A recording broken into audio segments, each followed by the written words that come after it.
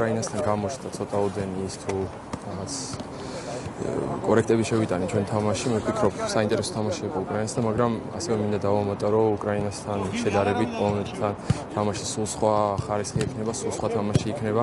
გაცილებით მჭიდროდ ითამაშა ჩვენი მოწინააღმდეგე, იმიტომ რომ მათ მოგება ჭირდება და ძალიან რთული თამაში გველის. ჩვენ მაინც ჩვენი თამაში უნდა ვითამაშოთ, რაც ეს ახალი სისტემა შევიმუშავეთ. ვფიქრობ, რომ უნდა გამოგვივიდა. თუ ჩვენი თამაში გამოგვივიდა, მე ვფიქრობ, რომ დადებითი შედეგით უნდა დამთავრდეს ხვალინდელი თამაში ჩვენთვის. თამაში უნდა მოვიგოთ, სხვა შანსი არ არის. უკრაინასთანაც ბევრს ეპარებოდა ეჭვირვესი კარგად ვერ ვითამაშეთ, მაგრამ გამოვედით და საკმაოდ კარგად ვითამაშეთ. ერთ-ერთი საუკეთესო თამაში ჩავატარეთ.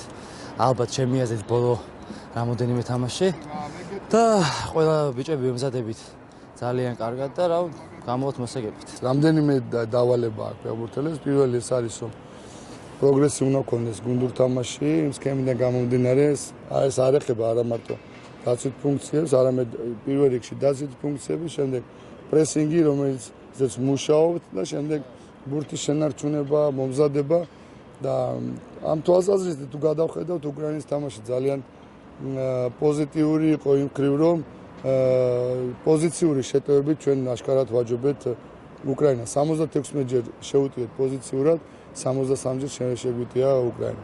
ეს პროგრესია, თუმცა რა თქმა უნდა ძალიან არასასიამოვნოა და ვეთანხმები გულშემატკივრას, რომელიც ყოველთვის ითხოვს გამარჯვებას და შედეგს, ამიტომაც გადამწყვეტი მაინც შედეგია, მნიშვნელოვანია შედეგი.